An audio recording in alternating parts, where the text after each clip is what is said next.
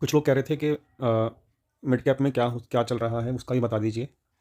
और यहाँ पर मिड कैप के अंदर क्या चल रहा है एलियट के हिसाब से पढ़ लेते हैं। तो बहुत सिंपल है, अगर आप देखोगे तो मैंने इसमें सब कुछ प्लॉट किया हुआ है। वीकली चार्ट है, याद रखना।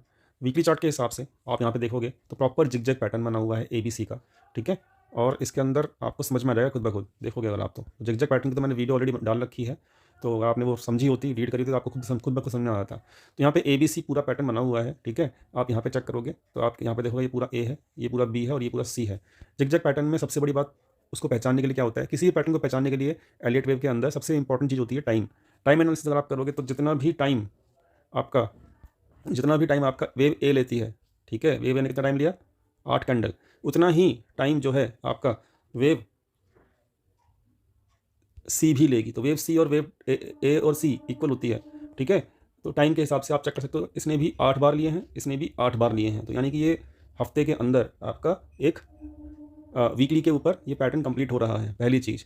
ठीक है, तो ये हफ्ता जो आज खत्म हो रहा है इसके अंदर पैटर्न कंप्लीट हो रहा है, कौन सा, मिड कैप का। तो यहाँ पर एक छोटा सा बाउंस, मतलब यहाँ पर एक बाउंस आ सकता है, लेकिन इसका टारगेट कंप्लीट नहीं हुआ है ना। ये टारगेट पूरा होना चाहिए था, तो बल्ले बल्ले हो जाती। तो इसका जो टारगेट है ना, ये ए, ये बी और ये सी का टारगेट मैक्सिमम, मैंने कल भी बताया था आपको कि मैक्सिमम जो होता है वो 1.61% होता है, जो कि आ रहा है 11,000 के आसपास।